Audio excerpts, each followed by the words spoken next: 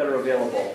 So what I'm going to be talking about is just generally about our programs and the opportunities you could have under our programs. And then I'm also going to talk about a specific project that we're working on that maybe or maybe won't be of interest to you, but it's something that we are doing, and it's an example of the kind of projects we run. Okay, so if we could go to the next slide. Yeah, so a little bit about SAGE. We're a non-profit organization based in the United States. We have been working for over 20 years providing opportunities for high school students such as yourself to learn about and experience and also do work projects in other countries.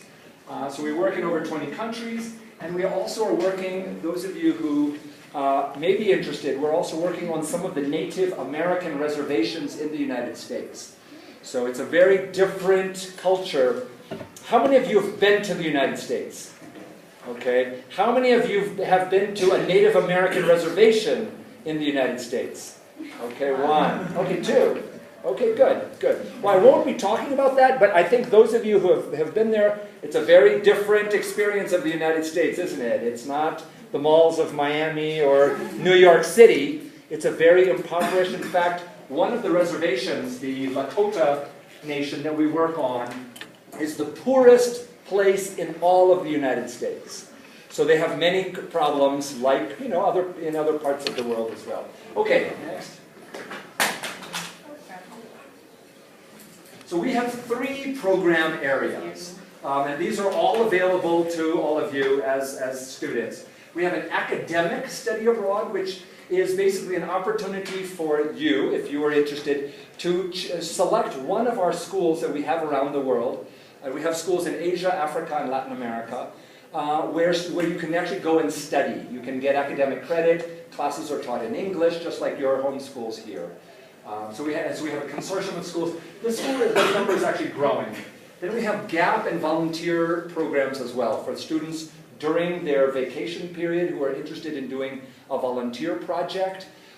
We have a variety of projects throughout the world, and also for anybody who's interested in taking some time between finishing high school and starting college. How many of you are seniors? Okay, some seniors. Are you going straight on to university? Are you taking some time off? What are you doing? Just anybody can just share with me. Are you going straight to university? Okay, and where are you going to be going to university? Brazil. In Brazil, okay. Others, any other seniors, what are you doing between after you graduate and before you start university? Anybody else? Yeah. Sorry? Taking some time. Taking some time, okay. So more and more, it's gaining more and more popularity is to take some time, maybe 3 months, maybe 6 months, maybe a year. And for those of you who are thinking about United States universities in the United States, they are absolutely looking for not just good test scores, they're looking for volunteer experiences, they're looking for students who have taken the initiative to do something a little bit different. A lot of you, I think, are at very good, very top-notch schools. I'm sure your grades are very good, your test scores are very good, but guess what? All the other students who are applying to the U.S. universities also have very good test scores, come from very good schools. So you're looking for something to distinguish yourself. And more universities are looking for students who have done independent projects, who have traveled in other parts of the world, who have demonstrated an ability and willingness to engage in service projects. So I'm just saying that's a very good option if you're thinking about an American university. I don't know about Brazilian or Ecuadorian or other universities. But certainly for U.S. universities, they are looking for that kind of thing. Okay, and then we also have our short-term study abroad, short-term travel and service programs. And that's the kind of thing that some of you did with your schools. By short-term, I mean usually 1 week or 2 weeks, up to 3 weeks. It's a school class that signs up with your teacher and does some travel programs. Okay, next. So these are kinds of things, that some of the issues that our students who are coming on our programs are addressing.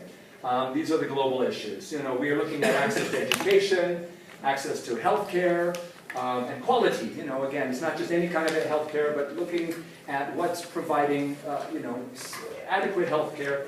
Looking at environmental sustainability, girls and women's empowerment, children's welfare, poverty, etc. I mean, these are all the same issues that are in Richard's book, and those of you who are working on your own projects. Our students are doing these same issues. Okay, next.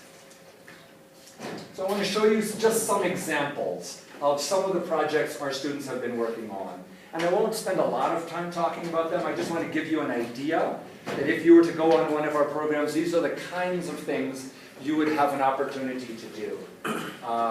So this is an environmental project. Sorry, just go back one. Yeah. So this is an environmental project, actually on the ¿cómo se llama? The falls. They're right on the border between Brazil and Argentina. Iguazu? Iguazu. This is in a community. This is in a community just outside of Iguazu. There's a project there. Okay, next. So education is a big one, and you know, I think that's those of you who are attending all of your international schools have had the opportunity to get really high quality education. So it's really wonderful to pass that on. Okay, next. So one of our projects is in Cambodia. We work in north of Phnom Penh, which is the capital, in a village where they have been building schools. And the issue at their school is, I think you'll all know, it's easy to build a school. You know, get the money, build the bricks. But getting the students to come to school every day, facing economic challenges, getting the teachers to come to school every day to teach the students is much harder than simply getting the money to actually build the school. So we're working in a community in Cambodia where girls are getting an education. And these are girls, those of you who know something about Southeast Asia, many of these girls' families are coming from very impoverished communities, and oftentimes these girls would go into the sex trafficked. And so this is our effort to work against sex trafficking by giving these girls education. Okay, next. Here's another educational project in the Atlas Mountains of Morocco. And again, we partner with a local NGO, and so these are some of our student volunteers who are working in these schools in the Atlas Mountains. Okay, next. So again, these are just examples. Here is a project that we partnered with. These are not our students, don't worry. We won't ask you to do anything like that. But this is a project in India. We partnered with an organization that's doing restoration for cleft palate, which is actually a very easy surgery. And so our students assist the doctors, not in the operating room, but with addressing some of the cleft palate issues. Okay, next.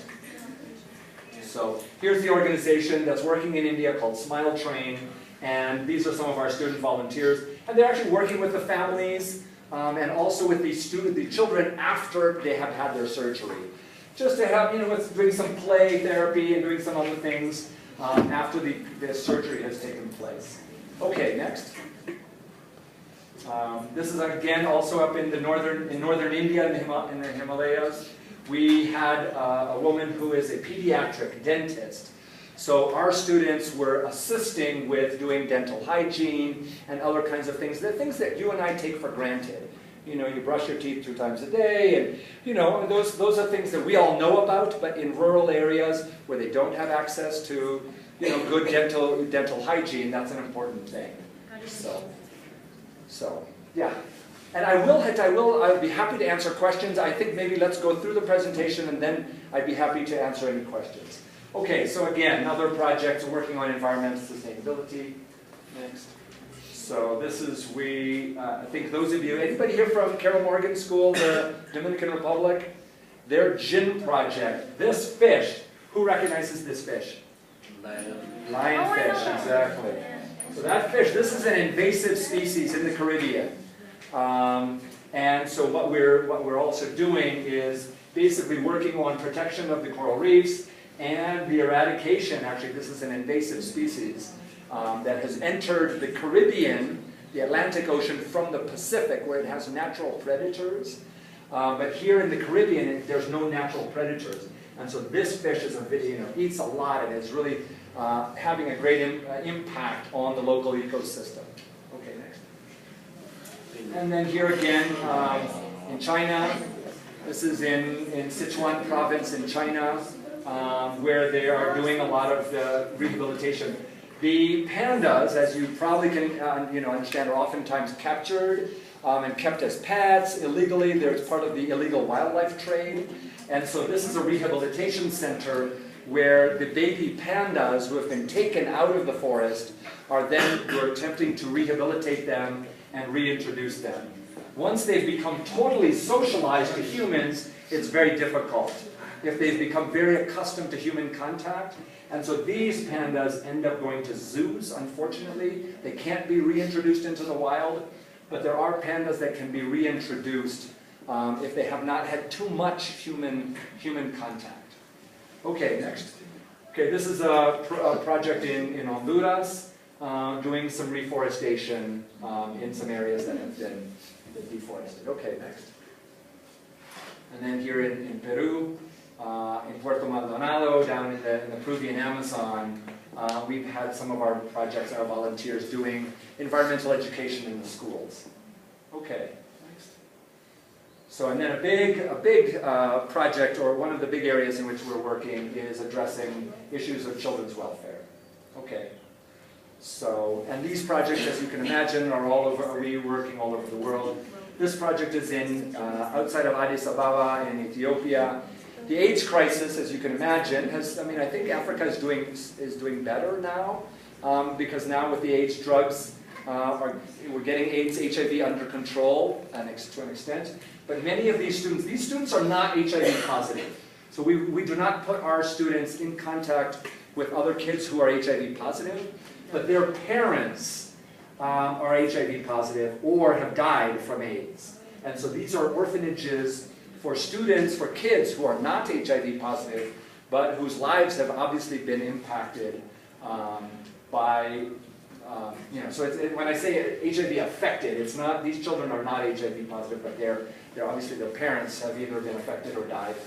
When sometimes their parents bring them to this center to, give them a good education. So, okay, next. Again, working in China, outside of Xi'an, working with students who have physical handicaps or disabilities, and also migrants.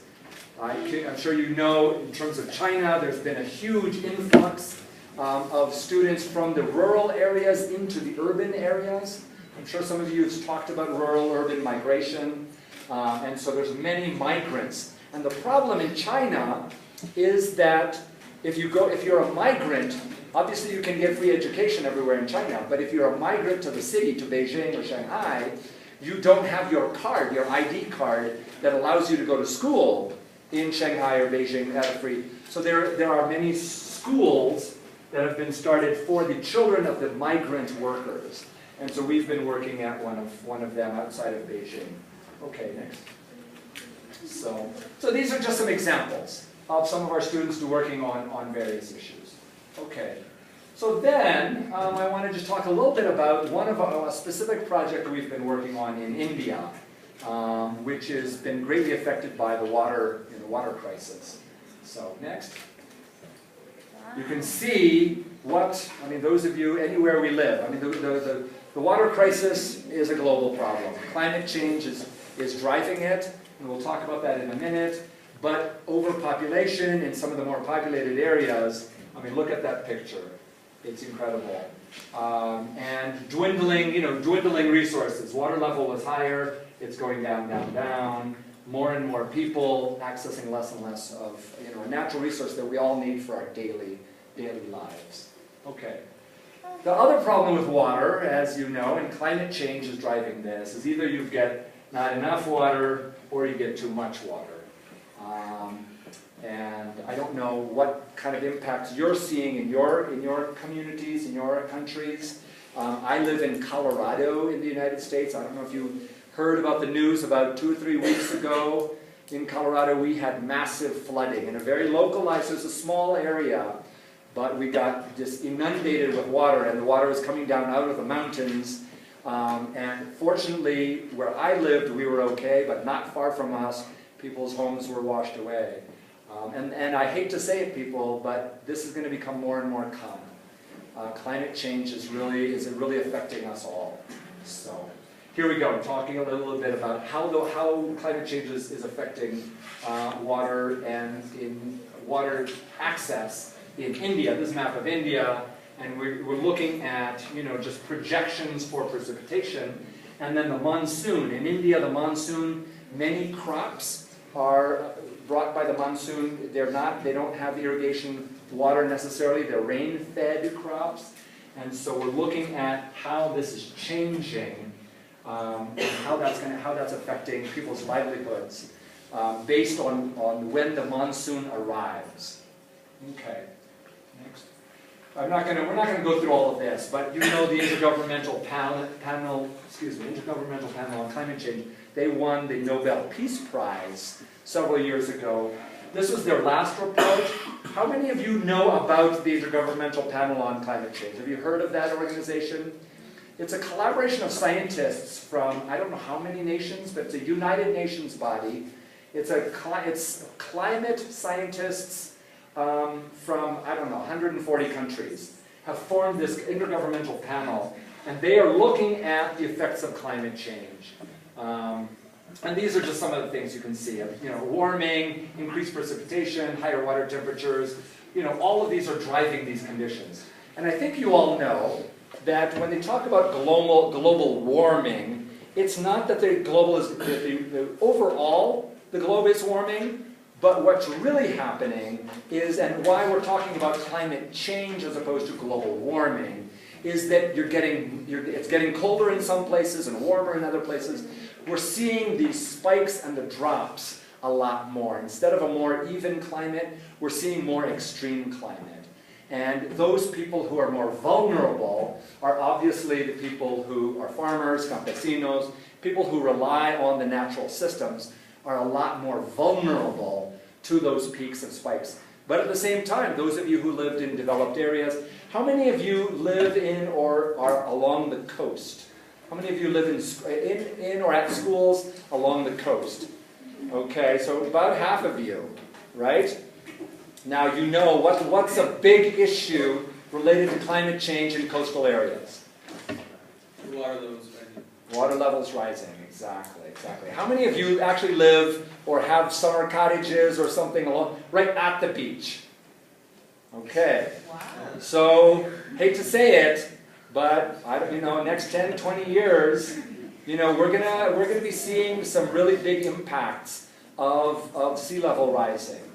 So, that's all something to be aware of. Now, you, I think, are from families that can probably weather the storm a little bit better, but for poor farmers, they don't have the resources to adapt to those changes. So, and this panel has a report every 5 years. So this was actually the last one. The most recent one has just come out, and the predictions are even worse for what they were 5 years ago. So it's something, climate change for me is one of the most important issues because it drives almost all the other different issues. Whether we're talking about poverty, we're talking about access to education, we're talking about all these things, climate is going to be driving a lot of those problems. Okay, let's go on.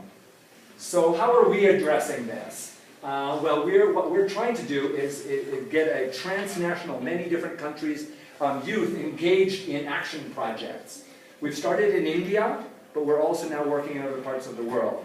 So we're looking at, what kinds of things can we be doing? What are the aspects of our projects that are really teaching, 21st century skills?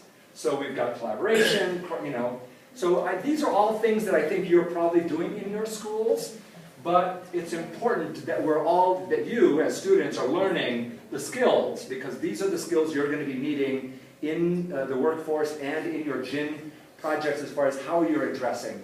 So we've got collaboration, we've got cross-cultural, we've got sustainable. For us, it's important that it's be carbon neutral as well. And so these are just some of the other criteria that we're trying to build into our projects and programs. Okay, next. So this is just something a little bit about some of our projects. We ran a pilot program with a school in the United States. We're working to build collaborations between American youth and youth in India. And you can see some of the other things that, you know, as we learn from our mistakes, improving the project on an ongoing basis. Okay, next. So, here's some of the outcomes and impacts of our projects. How many of you know about the Millennium Development Goals? Okay, I can't think of all of them right now. What are some of the Millennium Development Goals? Raise your hand if you can name one of the Millennium Development Goals. Yes, what's one? Education for all. Education for all, yes. Maternal health, good. Combating HIV, AIDS, malaria. Okay, combating diseases that are pandemic diseases, yes. Other Millennium Development Goals. Digital divide. Digital divide, good, good. Okay, yes, another one? Reduce mortality. Infant mortality, yes. We talked about maternal health, yeah. Any others? Yeah. Access to education. Yeah, access to education, we mentioned that. Others? Eradicating poverty and hunger. Right, eradicate poverty and hunger, good, yes. Getting water to. Yeah, water is one of them. Access to clean and water, safe yes. drinking water.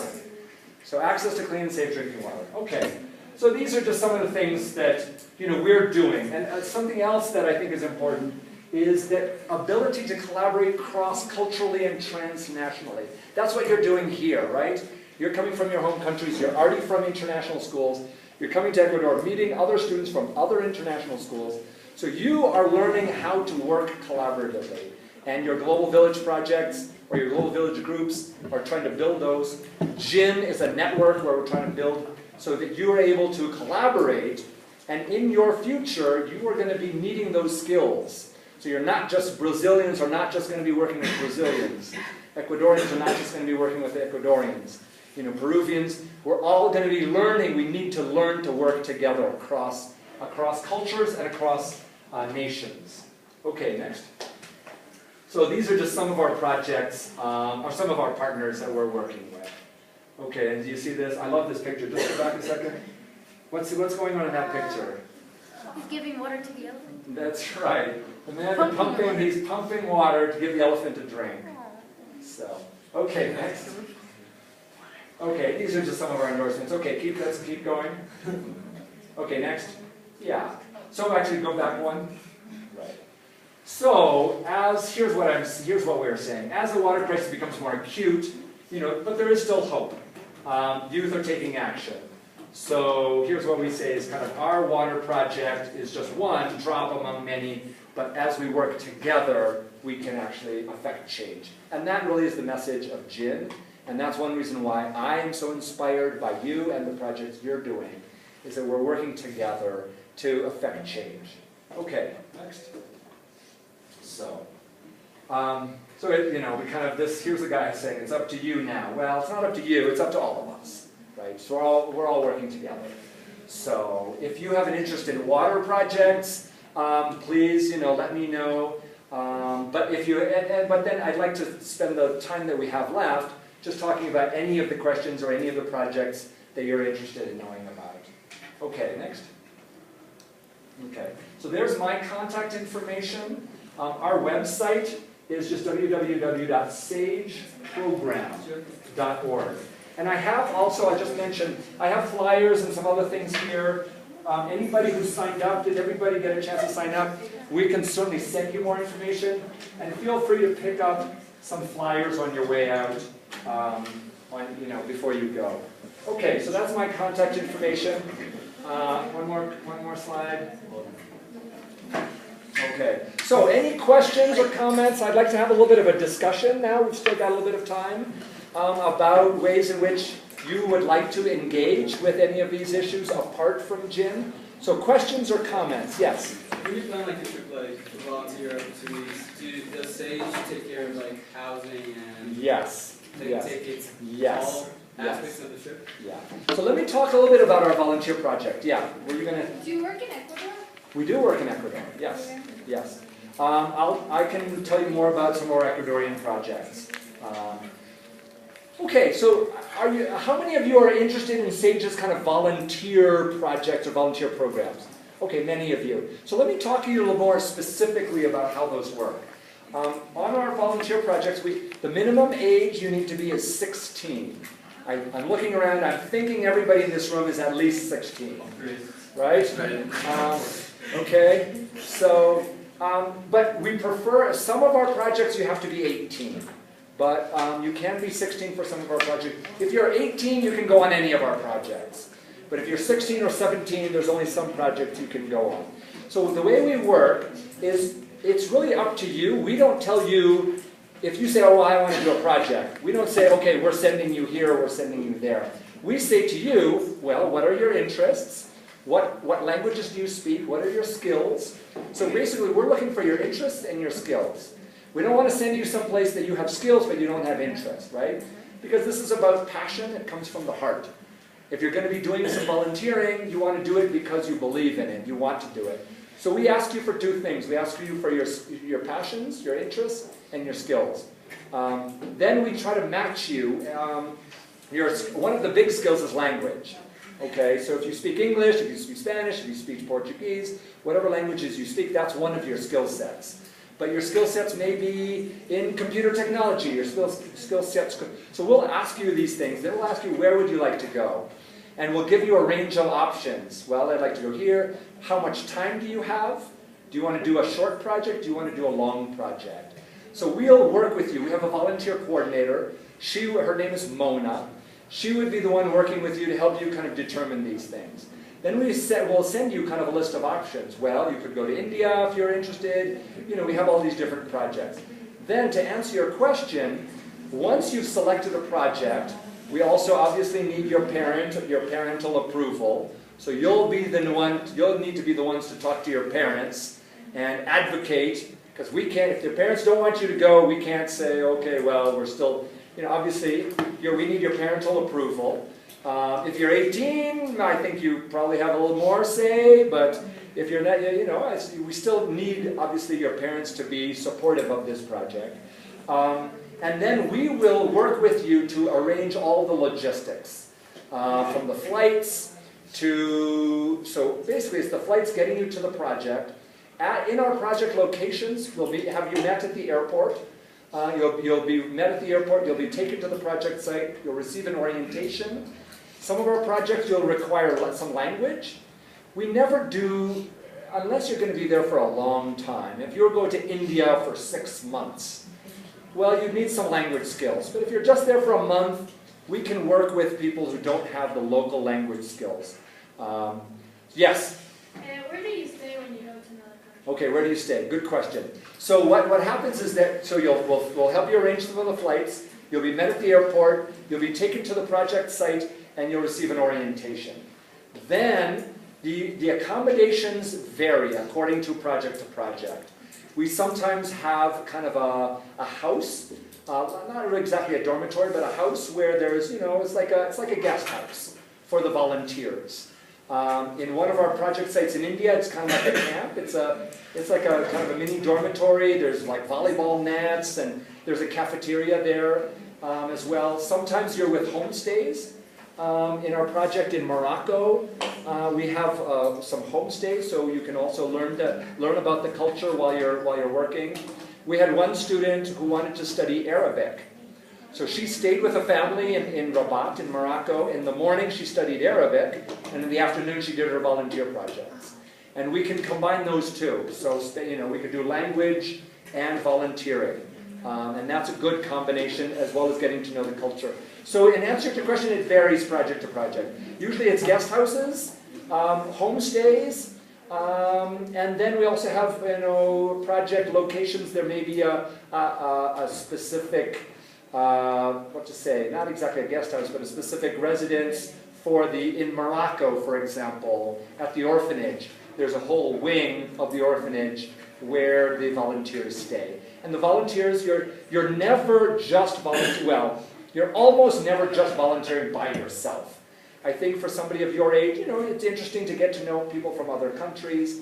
So we always try to put you in volunteers where there are other volunteers.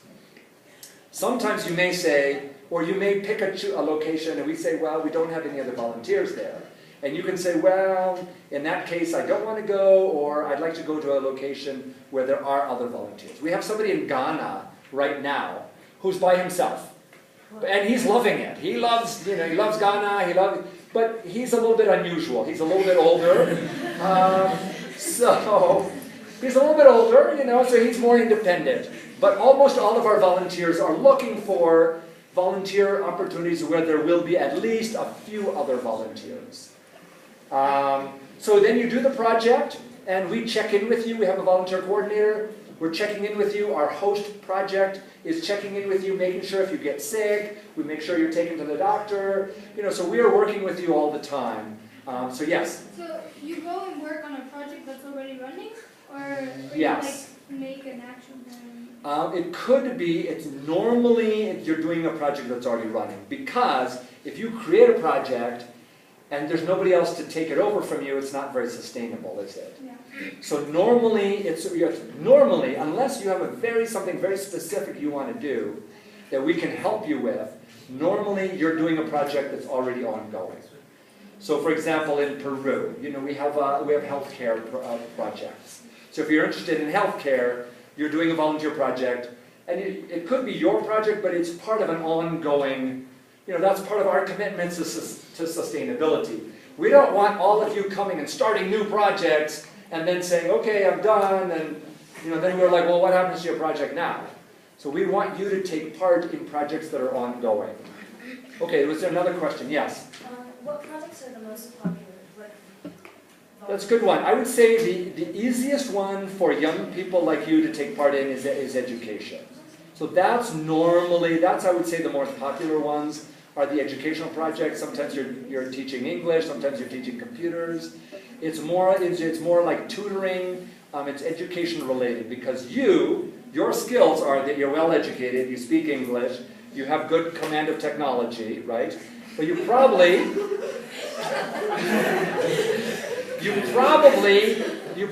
don't know a lot about fishing, or maybe you do know about fishing, but probably not, right? So the most popular projects are the educational projects. Okay, other questions? Yes. What is the difference between the projects that are for over 18 and the ones that are under? Yeah, that's a good. Okay, so the ones that are over 18, it's not like they're more difficult, but you need to be a little more independent. So I'm thinking of, we have some projects in Chile. And in Chile, the ones that we have, so it's the 16 and 17-year-olds, they're staying either in Santiago or in there's another town very near Santiago. That's just on the coast. Yeah, I think so basically you're a little bit closer to the home base. You're staying with you can be, basically, if you're under 18, we do more care and check up on you a little bit more. If you're over 18 and you want to go out and we won't see you for the next week or two, and you're fine with that. So, for example, in Chile, we have somebody working down in Patagonia. She was over 18. She wanted to go do it. We didn't see her for 2 weeks because she was out there. Now, she had somebody checking on her, but we didn't get the daily contact. For the under 18, we want you to be a little closer to the big city, closer to access to support and resources. But the projects themselves are not super different. It's just how far and how independent you can be as a young person. Okay, other questions about the volunteer project? And I will just say I would say our short-term volunteers, usually we ask you and we would like a commitment where we usually like to have a minimum of 1 month. You can do 2 weeks. Some of our projects are 2 weeks. We have a project some programs in Costa Rica, some wildlife projects. It's okay to just go in for 2 weeks. But really, we like you to commit to a minimum of a month. Because if you're working on something, both for you to get adjusted to the project, it takes a little bit of time. So we'll do anywhere from a month to 6 months. We have a program in India that's very popular. That it's 1 month. We have 3 different locations. 1 month in the Himalayas, 1 month in Rajasthan, and then 1 month at the beach, kind of doing some, and that's very popular. So 3 months is very popular. So yeah, another question. How does the funding work with these sort of trips? Okay, funding, yes. So you do pay to go on these trips. So either you've raised the money yourself, or your parents. These are not, it's not. Well, the costs vary according to the amount of time and the project. Our lower cost projects are about $1,000 for a month. And that's all inclusive of meals, of project, of all of the different things. It doesn't include your airfare. So it goes